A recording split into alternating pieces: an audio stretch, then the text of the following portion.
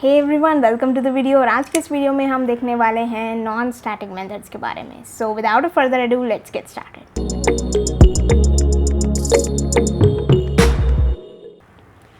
तो आज हम देखेंगे हमारे नॉन स्टैटिक मेथड्स को।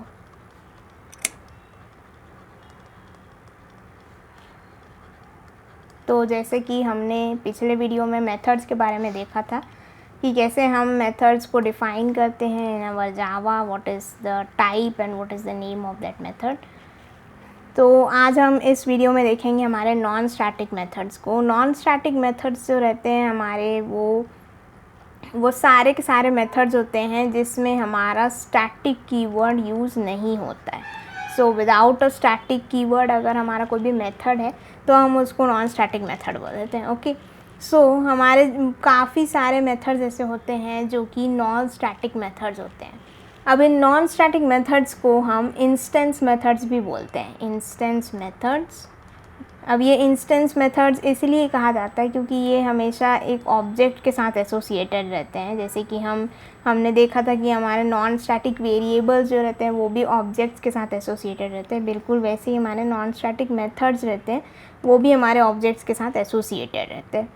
तो ऑब्जेक्ट के साथ एसोसिएटेड रहने का क्या मतलब है? हमारा ऑब्जेक्ट के साथ एसोसिएटेड रहने का मतलब है जब भी हम कोई भी एक ऑब्जेक्ट क्रिएट करेंगे तो उस ऑब्जेक्ट के अंदर जितने भी हमारे नॉन स्टैटिक वेरिएबल्स जो भी रहते हैं वो तो आएंगे ही, एंड साथ साथ में हमारे जो मेथड्स रहते हैं नॉन स्टैटिक वो भी हमारे पास यहाँ पे आ जाते हैं। तो इस तरीके से हमारे पास हर एक ऑब्जेक्ट के लिए हमारे अलग अलग जो कॉपीज़ बन जाएंगी इन सारे मेथड्स की जो भी हमने नॉन स्टैटिकली डिक्लेयर किए। तो अब जैसे कि हमने देखा कि ये सारे के सारे नॉन स्टैटिक मेथड्स जो रहते हैं वो ऑब्जेक्ट के साथ एसोसिएटेड है, मतलब हर एक कॉपी यहाँ पे बन रहा है। तो इसका क्या मतलब है? एक स्पेसिफिक ऑब्जेक्ट के लिए अगर हमको कोई भी बिहेवियर डिफ़ाइन करना है तब हम लोग बेसिकली नॉन स्टैटिक मेथड्स को यूज़ करते हैं। ओके, तो ये क्या होता है, एक ऑब्जेक्ट स्पेसिफिक बिहेवियर को डिफ़ाइन करने के लिए काम आता है। बिहेवियर जैसे कि हमने पढ़ा था कि बिहेवियर होते हैं और हमारे जो स्टेट होते हैं। तो बिहेवियर जो रहते हैं वो सारे मेथड्स होते हैं। तो जो भी कोई भी हमारा एक ऑब्जेक्ट रहेगा उसका कुछ बिहेवियर रहेगा जो पर्टिकुलर रहता है। जैसे कि हम जितने भी इस धरती पे सारे के सारे लोग हैं, हम सभी के बिहेवियर्स अलग अलग है, सभी के हॉबीज़ अलग अलग है, सभी के इंटरेस्ट अलग अलग है। तो उस बेसिस पे हम हमारे नॉन स्टैटिक मेथड्स को यूज़ कर सकते हैं कि हर एक ऑब्जेक्ट के लिए हमारा अलग अलग बिहेवियर्स को डिफ़ाइन करने के लिए। तो मान लेते हैं कि हमारे पास एक क्लास ऑफ 20 स्टूडेंट्स।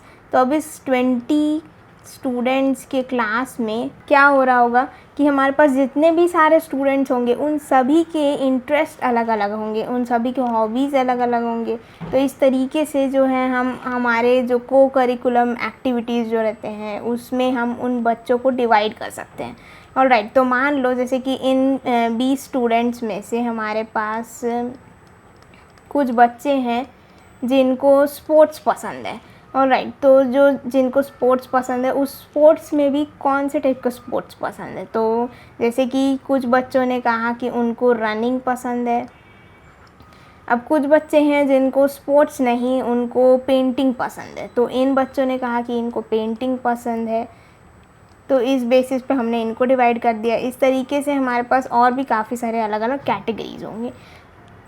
अब जैसे कि हम मान लेते हैं कि हमारे पास कोई एक बच्चा है जो हमारा रनिंग में हमारा 100 मीटर्स तक एट अ टाइम दौड़ सकता है, एंड जो हमारा नेक्स्ट बच्चा है वो हमारा 80 मीटर्स तक दौड़ सकता है। देन नेक्स्ट वन हमारा जो है 180 मीटर्स तक दौड़ सकता है। लाइक दिस हमारे पास अलग अलग इनके डिस्टेंसेस हैं। तो हम क्या कर सकते हैं, इनके अलग अलग डिस्टेंसेस को भी नोट कर सकते हैं। तो इसी तरीके से हमारे पास पेंटिंग्स के भी जैसे अलग अलग टाइप्स होते हैं। जैसे कोई बोल रहा है कि मुझे ऑयल पेस्टल्स को यूज़ करके कलर पेंटिंग करना पसंद है। देन कोई कह रहा है कि we will use our water colours. तो इस तरीके से हम वैरायटी ऑफ डिफरेंट वेज में हमारे जो स्टूडेंट्स हैं उनको हम डिफ़ाइन कर सकते हैं। ऑलराइट, तो इसी तरीके से हम एक क्लास बनाते हैं। तो उस क्लास में हम देखेंगे, अभी के लिए मैं इसको कर देती हूँ साइड। तो इस क्लास ऑफ 20 स्टूडेंट्स के लिए मान लो मुझे क्लास बनाना है, तो मैंने बनाया क्लास ऑफ रिकॉर्ड। अब इस क्लास ऑफ रिकॉर्ड में हमारे पास क्या क्या आएंगे, सबसे पहले तो हमारा जो रनिंग के लिए रहेगा, तो रनिंग के लिए मैं डिस्टेंस एक वेरिएबल ले सकती हूँ, तो इंट डिस्टेंस ले लेते हैं एक वेरिएबल। अब इस इंट डिस्टेंस वेरिएबल को, यानी इस डिस्टेंस वेरिएबल को मैं नॉन स्टैटिक रखूँ या स्टैटिक रखूँ, अब ये कैसे डिफ़ाइन होगा। तो अब ये डिसाइड करने के लिए कि ये वेरिएबल जो है एक नॉन स्टैटिक वेरिएबल रहेगा या फिर एक स्टैटिक वेरिएबल रहेगा, इसके लिए हम इस डायग्राम का यूज़ कर सकते हैं। अब इसमें हम ध्यान से देखें तो क्या हम यहाँ पे हर एक स्टूडेंट का सिर्फ एक ही नंबर एज अ डिस्टेंस ले रहे हैं, या फिर एक ही फिक्स्ड नंबर पे उनको रन करना है, या फिर एक ही डिस्टेंस पे उनको रन करा रहे हैं, तो ये बिल्कुल भी नहीं है। उनका कैपेसिटी, हर बच्चे का कैपेसिटी जो है वो अलग अलग है। तो इस तरीके से हम यहाँ पे देख सकते हैं कि हर एक बच्चे के लिए हमको अलग अलग रिकॉर्ड को नोट करना है। तो अलग अलग रिकॉर्ड को नोट करने के लिए क्या करना है, अगर मैं इसको स्टैटिक बना दूंगी तो ये सिर्फ एक ही रिकॉर्ड को नोट करेगा, लेकिन यहाँ पे हमको क्या करना है, अलग अलग बच्चों का रिकॉर्ड को नोट करना है। सो ये जो रहेगा हमारा एक नॉन स्टैटिक वेरिएबल रहेगा। ओके, तो अब हम देखते हैं हमारे, मान लो पेंटिंग के लिए, अभी के लिए हम पेंटिंग के लिए सिर्फ सिंपल सा कलर ले लेते हैं। ओके, तो इसके लिए भी मैंने एक नॉन स्टैटिक वेरिएबल लिया है जो कि हर एक बच्चे के लिए अलग अलग डिफरेंट सेट ऑफ कलर्स को डिफाइन करेगा। अब हम देखते हैं हमारे नॉन स्टैटिक मेथड्स को। तो मान लो मैं लिखती हूँ यहाँ पे void एज रनिंग, एंड यहाँ पे हम एक पैरामीटर ले लेते हैं एज डिस्टेंस, और ये जो हमारा नॉन स्टैटिक वेरिएबल है डिस्टेंस, इसके अंदर हमने डाल दिया इस डिस्टेंस को। एंड इसी तरीके से हम जो है यहाँ पर हमारे पेंटिंग के लिए भी ले लेते हैं एक वेरिएबल, हमारे पेंटिंग के लिए भी ले लेते हैं एक मेथड, एंड इसमें डाल देंगे as colour. So this is our colour. हमने यहाँ पे हमारे क्लास के अंदर दो नॉन स्टैटिक मेथड्स को डिफाइन किए, एक तो रनिंग है और दूसरा हमारा पेंटिंग है। अब इस क्लास रिकॉर्ड का हमको ऑब्जेक्ट बनाना है, तो जैसे कि हम ऑब्जेक्ट बनाते हैं। सो रिकॉर्ड, मान लो मैंने बोला ये R1 स्टूडेंट का है रिकॉर्ड, तो ये हो जाएगा न्यू रिकॉर्ड। तो यहाँ पे हमने क्रिएट कर लिया है हमारा record R1 as our object, यहाँ पे हमने ऑब्जेक्ट क्रिएट किया।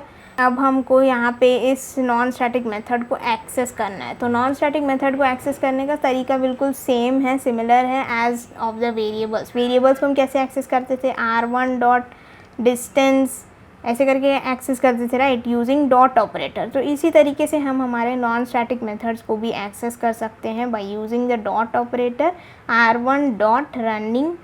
एंड इस मेथड के अंदर हमको एक पैरामीटर भी भेजना होगा, क्योंकि हमने इसको पैरामीटर्स के साथ डिफाइन किया है।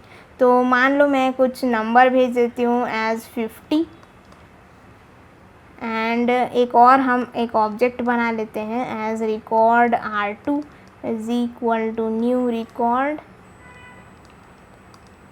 देन R2 के लिए हम रनिंग कॉल करेंगे विथ अ पैरामीटर ऑफ 80। हमने यहाँ पर हमारे इस ऑब्जेक्ट को क्रिएट किया है एंड हमारे मेथड को कॉल लगा है। तो हमने यहाँ पे जो है इस मेथड में सबसे पहले हमने क्या बनाया, R1 ऑब्जेक्ट बनाया है। तो R1 ऑब्जेक्ट में क्या हो रहा है, R1 ऑब्जेक्ट ये है, मान लो इसका कुछ एड्रेस होगा, मान लो 111, ओके। तो इस R1 ऑब्जेक्ट के अंदर हमने जब रनिंग में 50 पास किया तो क्या होगा, सबसे पहले तो इसका एक non static variable distance create हो गया होगा, देन इसके लिए एक कलर भी क्रिएट हो गया होगा, देन इसके लिए हमारे पास एक नॉन स्टैटिक मेथड है जो कि हमारा एक पैरामीटर लेता है जिसमें हमने डाल दिया 50। एंड पेंटिंग को अभी हमने कॉल नहीं किया है, बट ये इसके अंदर इसका डेफिनेशन आ गया होगा, ओके। तो इसी तरीके से और भी जितने भी सारे हमारे नॉन स्टैटिक मेथड्स रहेंगे वो सब भी यहाँ पे आ जाएंगे। तो इस ऑब्जेक्ट के लिए हमारे पास आ गया है रनिंग एज 50, हमारे इस मेथड को कॉल लगा रहा है रनिंग को by using the 50, and then distance में क्या डाल देगा एज 50। तो हमारे इस ऑब्जेक्ट के लिए जो हमारा डिस्टेंस का जो वैल्यू है वो हो गया है हमारा 50। अब देखते हैं हमारे सेकंड ऑब्जेक्ट के लिए। तो हमने R2 के लिए भी सेम वही काम किया है। तो इस डिस्टेंस के लिए हमारा कुछ वैल्यू आएगा, इस कलर के लिए कुछ वैल्यू आएगा, देन रनिंग में हमने पास किया है 80। तो इस 80 को हमने असाइन कर दिया कहाँ, इस डिस्टेंस में। तो इस तरीके से हमने यहाँ पे हमारे अलग अलग ऑब्जेक्ट्स के लिए, यानी कि अलग अलग स्टूडेंट्स के लिए अलग अलग रिकॉर्ड्स ऑफ डिस्टेंस को हमने स्टोर कराया। मतलब ये जो स्टूडेंट है R1 ये हमारा 50 मीटर्स दौड़ सकता है, देन ये जो स्टूडेंट है R2 ये हमारा 80 मीटर्स दौड़ सकता है। तो इस तरीके से जब हम लोग ऑब्जेक्ट स्पेसिफिक जब कोई भी रिकॉर्ड या फिर बिहेवियर को कराना चाहते हैं तब हम लोग जो है नॉन स्टैटिक मेथड्स को यूज़ करते हैं। हमने जो है हमारे अलग अलग स्टूडेंट्स के लिए अलग अलग रिकॉर्ड ऑफ डिस्टेंस को हमने स्टोर कराया है। तो भाई साहब जब भी हमको ऑब्जेक्ट स्पेसिफिक कुछ भी स्टोर कराना है बिहेवियर, तब हम लोग क्या करते हैं अलग अलग स्टूडेंट्स के लिए जो मेथड्स क्रिएट हो सके वैसे वाले जो है नॉन स्टैटिक मेथड्स को हम क्रिएट करते हैं। अब देखते हैं हम लोग हमारे इस नॉन स्टैटिक मेथड में हम लोग क्या क्या एक्सेस कर पा रहे हैं। सबसे पहला चीज़ जो हमने यहाँ पे एक्सेस किया वो है हमारे नॉन स्टैटिक वेरिएबल्स को। तो इस नॉन स्टैटिक मेथड्स के अंदर हम क्या एक्सेस कर सकते हैं, हमारे नॉन स्टैटिक वेरिएबल्स, जो कि हमने यहाँ पे किया इंट डिस्टेंस को हमने यूज़ किया एंड कलर को भी हम यूज़ कर सकते हैं। जैसे कि मान लो हमने यहाँ पे R2 डॉट पेंटिंग करके एक कॉल लगा दिया एंड यहाँ पे हमने पास कर दिया एक स्ट्रिंग। तो इस तरीके से जो कलर में असाइन होगा वो हमारा एक R2 के लिए जो रहेगा वो रेड असाइन हो जाएगा। हम जो है हमारे नॉन स्टैटिक वेरिएबल्स को एक्सेस कर पा रहे हैं। तो अब यहाँ पे हमारा जो क्वेश्चन है वो ये उठता है कि क्या हम लोग स्टैटिक वेरिएबल्स को भी एक्सेस कर पाएंगे इस नॉन स्टैटिक मेथड के अंदर। तो वो भी ट्राई करके देखते हैं। तो अगर मैंने बोला कि मेरे पास एक वही सेम क्लास ऑफ 20 स्टूडेंट्स है और इस सेम क्लास के अंदर मुझे बैठे हर एक स्टूडेंट को एक रोल नंबर असाइन करना है। ओके, तो हमको क्या करना है, हर एक स्टूडेंट के लिए एक यूनिक रोल नंबर देना है।